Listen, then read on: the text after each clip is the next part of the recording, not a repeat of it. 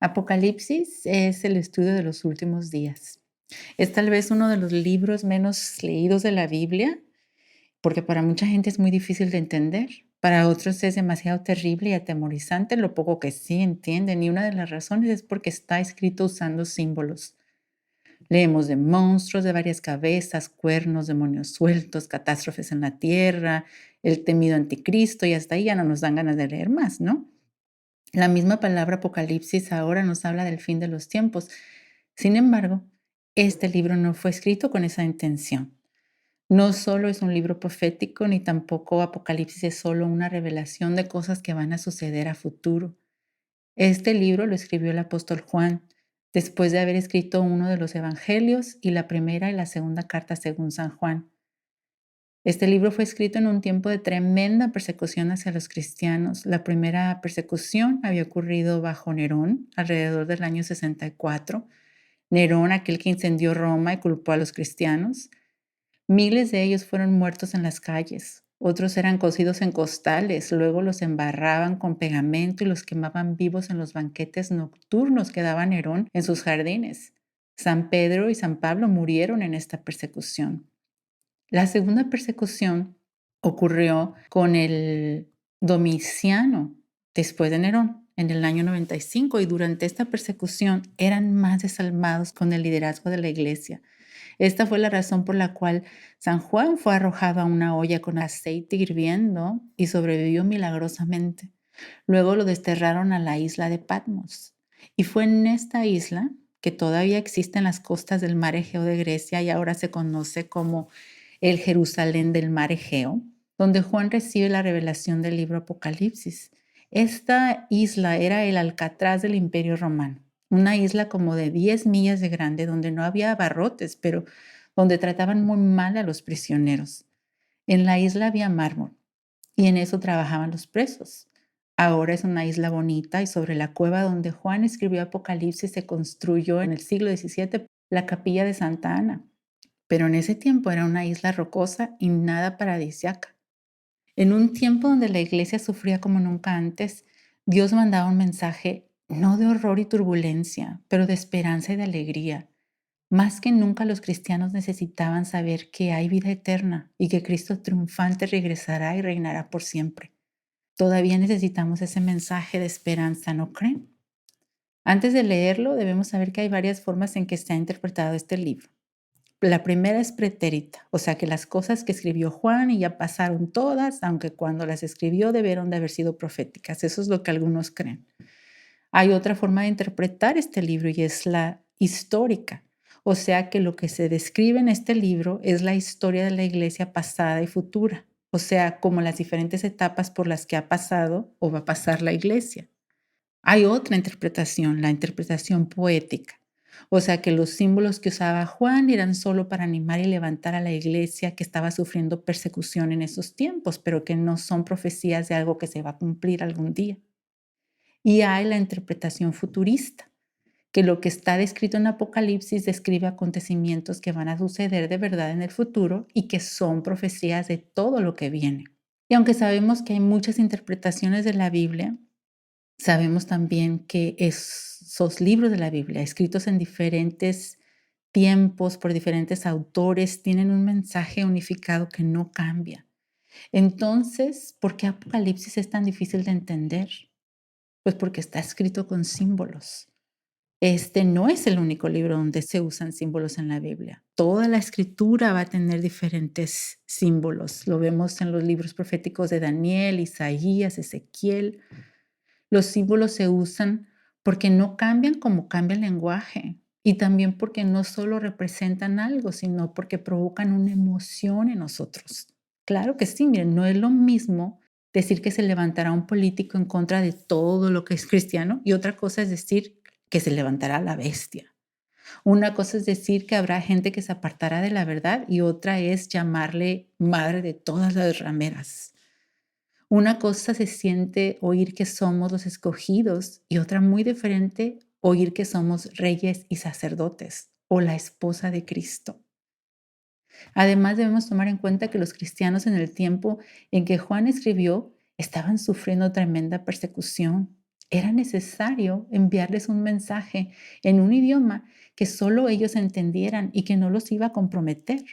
¿Ustedes creen que entendían todos los símbolos? Claro que sí. Todo el libro de Apocalipsis hace alusión o se refiere a cosas que Dios ya había mencionado en virtualmente todos los demás libros de la Biblia. Ellos conocían las imágenes o el origen de lo que Juan hablaba. Se dice que el Apocalipsis contiene un 70% de referencias a libros antiguos. Voy a tratar de usar las versiones más populares que hay de la Biblia para que puedan todos seguir con las versiones que ustedes tienen en casa. Esta es el Apocalipsis 1 y es de la versión traducción en lenguaje actual. Y dice, Dios le ha mostrado a Jesucristo lo que pronto sucederá, para que Él se lo enseñe a sus servidores. Por eso Jesucristo se lo ha comunicado a Juan, su servidor, por medio de un ángel, y Juan ha puesto por escrito toda la verdad. Dios bendiga a quien lea en público este mensaje, y bendiga también a los que lo escuchen y lo obedezcan. Ya viene el día en que Dios cumplirá todo lo que se anuncia en este libro. Yo, Juan, saludo a las 7 iglesias que están en la provincia de Asia. Dios es el que vive, el que siempre ha vivido y el que está por venir. Deseo que Dios y Jesucristo y los 7 espíritus que están delante de su trono los amen a ustedes y les den su paz. Podemos confiar en que Jesucristo nos ama y dice la verdad acerca de Dios. Él fue el primero en resucitar y es también el que gobierna sobre todos los reyes de la tierra. Por medio de la muerte de Jesucristo, Dios nos ha perdonado nuestros pecados.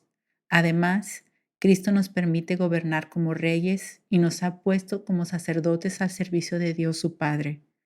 Por eso, alaben todos a Jesucristo y que solo Él tenga todo el poder del mundo. Amén. Miren, Cristo viene en las nubes. Todos lo verán venir, aun los que lo mataron, y todos los habitantes del mundo llorarán por él. Así sucederá. Amén. El Señor Todopoderoso, el que vive y siempre ha vivido y que está por llegar, dice, yo soy el principio y el fin. Yo, Juan, su hermano en Cristo, pues ustedes y yo confiamos en Él, y por confiar en Él pertenezco al reino de Dios, lo mismo que ustedes. Tengo los mismos problemas y dificultades, pero también tengo la fuerza que Dios nos da para soportar esos sufrimientos. Por anunciar el mensaje de Dios y hablar de Jesucristo fue enviado a la isla de Patmos, pero un domingo quedé bajo el poder del Espíritu Santo. Entonces escuché detrás de mí una voz muy fuerte que sonaba como una trompeta. Esa voz me dijo, escribe en un libro lo que ves y envíalo a las 7 iglesias de la provincia de Asia, es decir, a las iglesias de Éfeso, Esmirna, Pérgamo, Tiatira, Sardes, Filadelfia y Laodicea. Cuando me volví para ver quién me hablaba, vi 7 candelabros de oro. En medio de los candelabros vi a alguien que parecía ser Jesús, el Hijo del Hombre. Vestía una ropa que le llegaba hasta los pies y a la altura del pecho llevaba un cinturón de oro. Su cabello era tan blanco como la lana y hasta parecía estar cubierto de nieve. Sus ojos parecían llamas de fuego y sus pies brillaban como el bronce que se funde en el fuego y luego se pule. Su voz resonaba como enormes y estruendosas cataratas. En su mano derecha tenía 7 estrellas y de su boca salía una espada delgada y de doble filo. Su cara brillaba como el sol de mediodía. Al verlo, caí a sus pies como muerto. Pero él puso su mano derecha sobre mí y me dijo, no tengas miedo, yo soy el primero y el último, y estoy vivo. Estuve muerto, pero ahora vivo para siempre, y tengo poder sobre la muerte. Escribe lo que has visto, tanto lo que ahora sucede como lo que sucederá después. Yo te explicaré el significado secreto de las 7 estrellas que viste en mi mano y de los 7 candelabros de oro. Las 7 estrellas representan a los ángeles de las 7 iglesias y los 7 candelabros representan a las 7 iglesias. Para estudiar este primer capítulo verso por verso, voy a estar usando la versión Dios habla hoy, que es tal vez una de las más comunes y las más fáciles de entender que hay. Y va a ser un estudio porque voy a estar hablando para hacer referencia de otros libros de la Biblia que no son Apocalipsis. Les voy a pedir que tomen nota, que escriban y luego que se vayan a buscarlos cuando tengan tiempo y regresen aquí a este primer capítulo. Empezamos. El Apocalipsis 1:1 dice: "Esta es la revelación que Dios hizo a Jesucristo para que Él mostrara a sus siervos lo que pronto ha de suceder. Jesucristo lo ha dado a conocer enviando su ángel a su siervo Juan". La palabra revelación viene de la palabra apocalipse en griego y es tanto una revelación de Dios a Jesús, así como una revelación de quién es Jesucristo, de la persona de Jesucristo. Y sin esta perspectiva, este libro no tiene mucho sentido. Es como ver una tarjeta, de esas tarjetas que tienen hologramas y mirar solo el dibujo de fondo, jamás ver la figura tridimensional que salta a la vista, solo para aquel que sabe que es un holograma y que hay algo más que ver. Jesús dio esta revelación para mostrarnos a nosotros sus siervos, contrario al libro de Daniel, por ejemplo, donde las visiones que se le dieron se les mandó que las sellara porque no era el tiempo de que se conocieran en ese tiempo. De estas revelaciones de las que habla Apocalipsis, a Juan se les dice que las muestre. Piensen que Apocalipsis es una revelación y los libros apócrifos son algo ocultos. Apocalipsis es revelación y apócrifo es oculto. ¿Qué quiere decir cuando dice de lo que pronto ha de suceder? En otras versiones dice sin demora. Obviamente no solo se refieren a los tiempos, pues hay cosas en este libro de Apocalipsis que todavía no pasan. Esta palabra pronto o sin demora viene del griego tachei y se usaba para indicar velocidad y tiempo, o sea, que los eventos, una vez comenzaran a pasar, iban a pasar de manera súbita o muy rápida. Nosotros vemos en este libro a un ángel dándole varios mensajes a Juan. Apocalipsis 1:2 dice: "El cual ha dicho la verdad de todo lo que vio y es testigo del mensaje de Dios confirmado por Jesucristo". Miren, Jesús mismo da testimonio de que lo que escribe es verdad e indica que es la palabra de Dios. Muchos nos preguntamos si los apóstoles sabían que lo que estaban escribiendo era la palabra de Dios y por lo menos aquí vemos que Juan sí llama a la palabra de Dios a lo que está escribiendo, o sea, sí sabía que la revelación provenía de Dios y que era el testimonio de Jesucristo. Apocalipsis 1:3 dice: "Dichoso el que lee y dichosos los que escuchan la lectura de este mensaje profético y hacen caso de lo que aquí está escrito, porque ya se acerca el tiempo".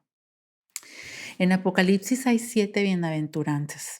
Las pueden anotar si quieren. Apocalipsis 1:3, Apocalipsis 14:13, Apocalipsis 16:15, 19:9, 26, 22:7 y 22:14. Cuando digo 1:13 me refiero capítulo 1, versículo 3. Y es de todas las bienaventuranzas de Apocalipsis, esta es la primera. Este libro promete una bendición tanto para el que lo lee como para los que lo escuchan y lo leen. No hay otro libro igual. Pero no es solo leerlo, si se fijan, es para los que lo leen o lo escuchan y para los que hacen caso de lo que oyen o leen. Para recibir la revelación nueva de Dios hay 3 requisitos, son como las 3 R's. El primero es recibir. El que tenga oídos para oír, que oiga, decía Jesús. Es importante recibir lo que uno escucha de Dios. El segundo es recordar, o sea, meditar en la palabra de Dios, guardarla como algo muy especial y permitir que cuando el Espíritu Santo la trae a nuestra mente nos transforme. Y el tercero es repartir. Las 3 R's, recibir, recordar, repartir. La palabra no está en nosotros solo para bendecirnos a nosotros, sino también para que con ella nosotros bendigamos a los demás. Si solo la tomamos para provecho nuestro, como dijo Jesús, aún lo poco que tenemos nos va a ser quitado. En cambio, si lo que entendemos y descubrimos lo compartimos con otros, Dios va a ver que somos fieles en lo poco y nos va a dar más. Y pueden hacer un experimento. Si solo estudian Apocalipsis para satisfacer su curiosidad intelectual, van a ver que al poco el tiempo se les va a ir olvidando lo que aprenden.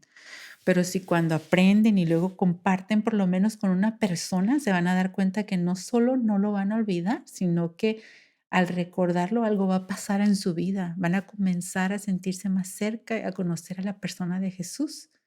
Juan dice que las cosas que escribe son proféticas y que el tiempo de su cumplimiento está cerca. Una vez más, vamos a poder interpretarlo de varias maneras. Apocalipsis 1:4 dice: Juan saluda a las 7 iglesias de la provincia de Asia. Reciban ustedes gracia y paz de parte del que es y era y ha de venir, y de parte de los 7 espíritus que están delante de su trono. Las 7 iglesias en la provincia de Asia eran iglesias reales. No se refiere a Asia como Japón o a China, sino Asia Menor, donde ahora está Turquía. Todavía se puede hacer peregrinaje donde estaban esas iglesias que fueron reales, estuvieron en ese siglo. Juan les escribe a estas iglesias de las que él era el pastor por razones que ya mencionamos antes. Estaban pasando por mucho sufrimiento y persecución. Y estas iglesias no solo eran iglesias reales que existieron, pero también profecía de las etapas por las que ha pasado la iglesia históricamente, etapas por las que está pasando eclesiásticamente y por las que vamos a pasar nosotros en nuestro caminar cristiano. El orden en que escribe es impresionante. Se dice que es el mismo orden en que el cartero pasaba a dejar las cartas. Después de esto, Juan manda un saludo de parte del que era, es y ha de venir. Esta es una alusión a la eternidad de Dios. Otros creen que se refiere a Dios Padre, el que era, al Espíritu Santo, el que es, y a Dios Hijo, el que ha de venir. Pero también dice de parte de los 7 espíritus. Se refiere a Isaías 11:2. En Isaías 11:2 dice: el Espíritu del Señor reposará sobre él. 1. Espíritu de sabiduría, 2. Y de entendimiento, 3. Espíritu de consejo, 4. Y de poder, 5. Espíritu de conocimiento, 6. Y de temor del Señor. Lo pueden estudiar ustedes con más calma. No habla de 7 diferentes espíritus, sino de los 7 ministerios o servicios del Espíritu Santo en la iglesia.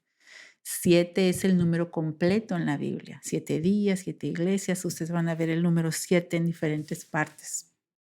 Apocalipsis 1:5 dice: y también de parte de Jesucristo, testigo fiel, que fue el primero en resucitar y tiene autoridad sobre los reyes de la tierra. Cristo nos ama y nos ha librado de nuestros pecados derramando su sangre. Jesucristo es llamado testigo fiel, pues nos vino a hablar de lo que vio del Padre. Él mismo decía que si queríamos saber cómo era el Padre, lo viéramos a Él. Él es el primogénito de la resurrección, no porque haya sido creado como el resto de nosotros. A pesar de tener naturaleza humana ahora, Él ha existido por siempre. El primogénito de la resurrección se refiere a que es el primero en resucitar o el primero de muchos que vamos a resucitar. El soberano de los reyes de la tierra. Aquí decía en griego al que nos amó en tiempo pasado y cuya sangre nos libra de nuestros pecados, hablándonos de un tiempo en el pasado donde este amor se manifestó. ¿Qué tiempo fue ese? Pues cuando derramó su sangre para salvarnos. ¿Y cómo nos salvó con esa sangre? Aquí dice, lavándonos de nuestros pecados. Yo escuché un ejemplo muy bonito de algo que se refiere a esto, que dice que si se te ensucia algo, tienes 2 opciones. Una, tirarlo y conseguir otro, y otra es lavarlo. Si eres pobre, no vas a poder conseguir otro y te quedarás con el que tienes y lo vas a lavar. Y si puedes comprar otro, pero quieres mucho eso, también lo vas a lavar. Derramando su sangre, lavándonos con su sangre, en otras versiones dice. Dios no es pobre y podría haberse conseguido otra novia, pero nos lavó y con su propia sangre porque nos amó tanto. En Apocalipsis 1:6 dice, y ha hecho de nosotros un reino. Nos ha hecho sacerdotes al servicio de su Dios Padre. Que la gloria y el poder sean suyos para siempre. Amén. Literalmente dice que nos hizo reyes y sacerdotes. Nos dio mucho poder. En el Antiguo Testamento se prohibía que alguien fuera rey y sacerdote al mismo tiempo. Se castigó a quien trató de hacerlo. En el Nuevo Testamento nosotros somos por medio de Cristo como Él, compartimos su reinado y su sacerdocio, pues como Él intercedemos ante el Padre por el pueblo y con el pueblo intercedemos por Dios, o sea, como mediadores. Apocalipsis 1:7 dice, Cristo viene en las nubes, todos lo verán, incluso los que lo traspasaron, y todos los pueblos del mundo harán duelo por Él. Sí, amén. Miren que vienen las nubes, eso se los estoy diciendo yo, no es parte del versículo. Miren que vienen las nubes, es una invitación a enfocarnos en su regreso. Jesús va a regresar y es una promesa. En las nubes quiere decir de forma literal que así como subió entre las nubes va a regresar, y también se refiere a la nube de gloria en la que vendrá envuelto. Pueden ver Éxodo 13:21 al 22, Éxodo 16:10, 19:9 y 24 del 15 al 18. Definitivamente esta es una profecía y lo sabemos porque dice que todo ojo lo verá y nos ha sabido de un tiempo donde todos lo hayamos visto descender del cielo. Aquí dice que todo ojo lo verá y por siglos no se sabía cómo iba a ser posible esto. Se quebraban la cabeza. Ahora sabemos que ya existe la tecnología, ya cuando descienda lo van a filmar y después todo el mundo va a estar pegado a su televisión o a su celular, ya existe la tecnología. Dice también que incluso quienes lo traspasaron. En Zacarías 12:10 hay una profecía que habla de esto. Pero cuando esto pase no va a ser para vengarse, no va a ser para darles en la torre, pues para entonces los judíos, los que por cierto no fueron los únicos que lo traspasaron, también los griegos y los romanos van a decidir seguirlo. Pueden ver Mateo 23:39 y Romanos 11 del 25 al 26. Y por él harán lamentación todos los pueblos de la tierra, pues se van a dar cuenta al ver sus heridas, nosotros le causamos eso. En Apocalipsis 1:8 dice, yo soy el alfa y el omega, dice el Señor, el Dios todopoderoso, el que es y era y ha de venir. Se cree que el que habla aquí es Jesucristo por varias razones. En Apocalipsis 1:1 dice que esta es su revelación, así que es lógico que Él la presente. Estos son títulos que se aplican a Él en Apocalipsis 11:17, 16:5 y 22:13, aunque también se refieren a Dios Padre en otras partes de la Biblia. Lo curioso es que cuando Juan escribe yo soy el alfa, que es equivalente a la letra A del alfabeto griego, escribe toda la letra alfa, pero para escribir omega, que es la letra Z del mismo, solo pone el símbolo. Muchos creen que esto quiere decir que porque para Dios no hay fin, o sea, que Él es el fin sin fin. Apocalipsis 1:9 dice, yo, Juan, soy hermano de ustedes y por mi unión con Jesús tengo parte con ustedes en el reino de Dios, en los sufrimientos y en la fortaleza para soportarlos. Por haber anunciado el mensaje de Dios confirmado por Jesús, me encontraba yo en la isla llamada Patmos.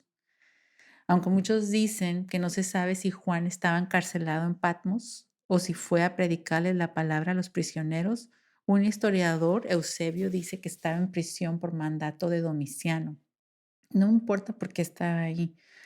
Juan quiere que sepan que está ahí por causa de predicar la palabra de Dios y que comparte el sufrimiento de ellos. Él también ha sido perseguido, también ha sido torturado, también ha sufrido, pero también comparte con ellos el poder del reinado y la perseverancia que tenemos en unión con Jesús. Esto significa que aún en nuestra perseverancia, cuando no nos damos por vencidos, Jesús tiene algo que ver. Es porque estamos unidos con Él, porque Él no se da por vencido tampoco. Apocalipsis 1:10 dice, y sucedió que en el día del Señor quedé bajo el poder del Espíritu, y oí detrás de mí una fuerte voz como un toque de trompeta. Muchos discuten cuál será el día del Señor al que se refiere Juan aquí, porque en la Biblia hay 3 días del Señor. Uno, el día de reposo, para algunos el sábado o para otros el domingo, lo que sea, se entiende como el día de guardar. Y el otro día del Señor, que es el más temido, es lo que se entiende no como un día, sino como un periodo, el periodo de tribulación, el tiempo donde el anticristo reinará en la tierra. Y otro día del juicio también se conoce como el día del Señor. Y como esto sucede justo antes de que Juan empiece a relatar sobre ese personaje, o sea, el anticristo, y las cosas que apuntan a la tribulación, podemos pensar que se refería al día de guardar. Por eso hay algunas traducciones de la Biblia que dicen el día del domingo, sucedió en el día domingo. Juan dice, vino sobre mí el Espíritu. La primera de 4 veces que Juan describe ser tomado por el Espíritu Santo. Las otras 3 fue para mostrarle algo en Apocalipsis 4:2, 17:3 y 21:10. Y esta, que es donde le permite escuchar algo. Dice que era una voz como de trompeta, que quiere decir solemne y clara, o sea, que llamaba a poner atención porque era un anuncio importante. Apocalipsis 1:11 dice que me decía, escribe en un libro lo que ves y mándalo a las 7 iglesias de la provincia de Asia, a Éfeso, Esmirna, Pérgamo, Tiatira, Sardes, Filadelfia y Laodicea. El Señor quería que Juan escribiera a 7 iglesias específicas. No eran todas las iglesias de Asia. Por ejemplo, San Pablo le escribe a los de Coloso, a los colosenses, y aquí no se menciona. Ellos también estaban en Asia. Pero como ya vimos, 7 es el número completo. Y al estudiarlas, muchos expertos han visto cómo estas iglesias representan a la iglesia de Cristo a través de los tiempos y de la historia. Ya ustedes van a ir viendo que se van a poder identificar con diferentes aspectos de las diferentes iglesias a las que les va a escribir Juan, a las que les escribe, a las que les dice Dios que les escriba. Y también es interesante saber que San Pablo también le escribió a 7 iglesias. Él escribió a Roma, Corinto, Gálatas, Éfeso, Coloso, Filipo y Tesalónica. Interesante, ¿verdad? 7, 7, 7. Apocalipsis 1:12 dice, me volví para ver de quién era la voz que me hablaba, y al hacerlo vi 7 candelabros de oro. Los 7 candelabros de oro representan a las 7 iglesias, como vamos a ver que después le dice Jesús. Y lo hermoso de este símbolo es que la representación de la iglesia es como un candelabro o lámpara. Es que igual que una lámpara, nosotros solo somos el conducto de la luz, no somos quien la produce. Quien la produce es Dios. Apocalipsis 1:13 dice, y en medio de los 7 candelabros vi a alguien que parecía ser un hijo de hombre, vestido con una ropa que le llegaba hasta los pies y con un cinturón de oro a la altura del pecho. Quiero decirles que el título de Hijo del Hombre lo conocemos bien por el libro de Daniel en 7 del versículo 13 al 14. Les pido que tomen nota y que lo estudien aparte. La túnica larga que está vistiendo hablaba de alguien vestido con autoridad.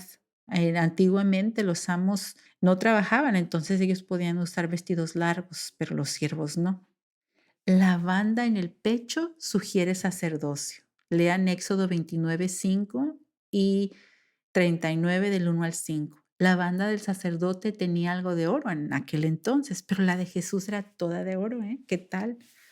Lo curioso es que una de las obligaciones del sacerdote en el Viejo Testamento era inspeccionar el candelabro de oro del tabernáculo, asegurarse que siempre tuviera aceite, etcétera. Y aquí Jesús está haciendo lo mismo en medio de los candelabros que son su iglesia. Apocalipsis 1:14 dice, sus cabellos eran blancos como la lana o como la nieve, y sus ojos parecían llamas de fuego. Ahora, el pelo blanco ha sido símbolo de edad, y esto dando a entender que no es porque está viejito, sino porque es eterno. Así como el título de Dios Padre, que es anciano de días, en Daniel 7:9, también es símbolo de pureza, blanco como la nieve. Lean Isaías 1:18. Y ojos como de fuego. Algunos lo asocian con el fuego del juicio, otros, como yo, más románticos, pensamos que se refiere al calor de su mirada, como el fuego que calienta pero también purifica, quemando lo que nos sirve, haciendo más fuerte lo que vale. Yo creo que Juan quiso decir que su mirada lo derretía. Apocalipsis 1:15 dice, sus pies brillaban como bronce pulido, fundido en un horno, y su voz era tan fuerte como el ruido de una cascada. El bronce era símbolo de juicio, como de estabilidad. Entonces era el metal más resistente. Vean Éxodos 27 del 1 al 6. Y en cualquier caso aplicaban ambas descripciones de Jesús, que es el único que puede juzgar y también el único que permanece para siempre. Su voz con el poder y majestad de una catarata o cascada. Un pastor que tuve decía que muchas aguas es la traducción literal de catarata. Se refiere a la antigua asociación de muchas aguas en el Antiguo Testamento, vean Ezequiel 43:2, a las muchas lenguas o muchos idiomas. O sea, que es una forma de decir que Dios a cada quien nos habla de manera que nosotros le podamos entender en nuestro idioma. ¿Se acuerdan cuando les hablaba Dios a los magos? Les habló con imágenes de astros, de estrellas. Después a los pescadores les habló con alusiones de cosas marinas, del mar, de la pesca. A los que trabajaban en el campo también les hablaba de cegar, de la cosecha. Entonces a cada quien nos habla en nuestro idioma. Pero también le da una linda interpretación que muchas aguas es como muchas voces, un riachuelo por ahí, otro por allá, para luego formar un torrente de agua como una catarata poderosa.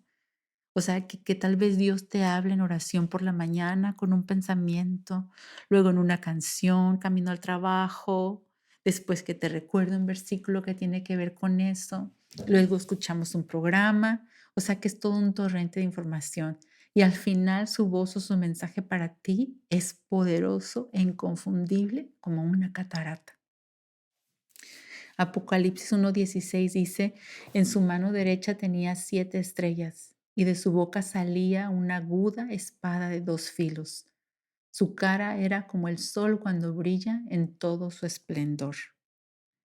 Las 7 estrellas son como quien dice los 7 pastores o vigilantes de las iglesias y las tenía en su mano derecha.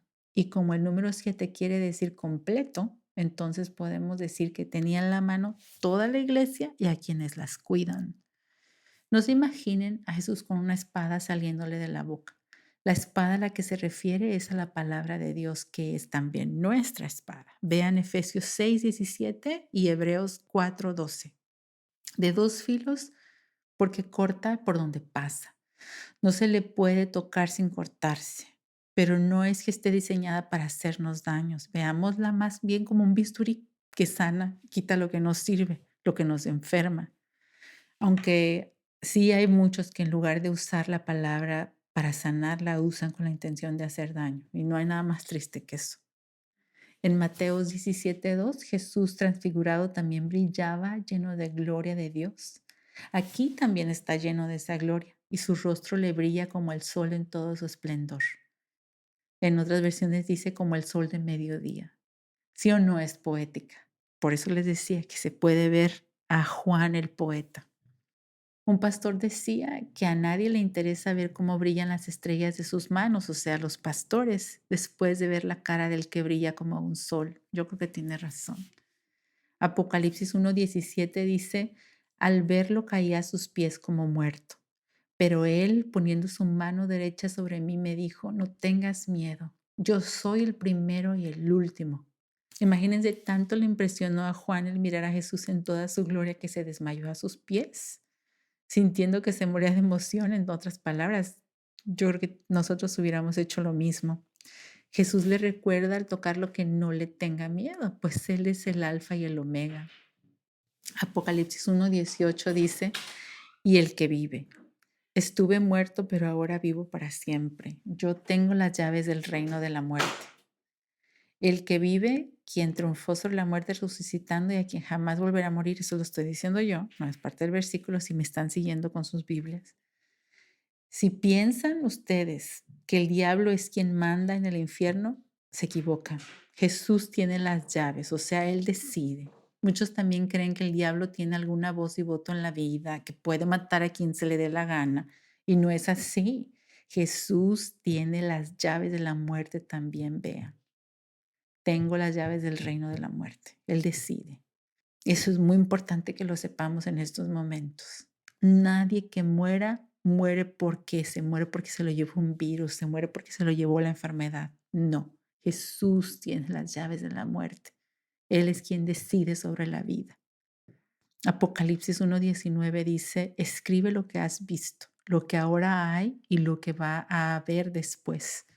Jesús le está pidiendo a Juan que escriba lo que vio, o sea, a él glorificado en medio de las iglesias o de la iglesia. Quiere que escriba lo que sucederá ahora, lo que viene inmediatamente después de esta visión de la iglesia, que es el estado de estas iglesias. Y por último, lo que sucederá después, o sea, al final de los tiempos. Y esta es una guía de estudio integrada perfecta. Miren, lo que has visto está en Apocalipsis 1, o sea, a Jesús glorificado en medio de la iglesia, con las iglesias en su mano, en total control, brillante, con la palabra de Dios saliendo de su boca, con toda su gloria. Lo que sucede ahora, que va a venir en Apocalipsis 2 y 3, lo vamos a leer después, y lo que sucederá después, Apocalipsis del 4 hasta el 22. En Apocalipsis 1:20 dice, este es el secreto de las 7 estrellas que has visto en mi mano derecha y de los 7 candelabros de oro. Las 7 estrellas representan a los ángeles de las 7 iglesias y los 7 candelabros representan a las 7 iglesias. Esto lo digo yo. Los ángeles de las 7 iglesias se refieren algunos a los 7 mensajeros o representantes. Por eso se dice que son los 7 pastores de esas iglesias. Pero otros piensan que cada iglesia tenía un ángel literalmente que las cuidaba. Y sabemos que Dios dice que cada uno de nosotros como personas tenemos ángeles que nos cuidan. Los ángeles son espíritus ministradores, o sea, siervos al servicio de los hijos de Dios. Entonces es posible que sea así, literalmente un ángel. Pero como quiera que decidas interpretarlo, nos vamos a dar cuenta que aún las iglesias más problemáticas, aquellas que estaban haciendo o que no estaban haciendo lo que Dios pedía, algunas que estaban haciendo daño, todas esas están en la mano de Dios. No hay nada que se le escape. Y Él es el que camina en medio de ellas, cuidándolas e inspeccionándolas como un buen sacerdote. Vean Hebreos 1. Así que Jesús mismo nos tiene en la palma de su mano. Si camina entre nosotros, ¿qué debemos de temer?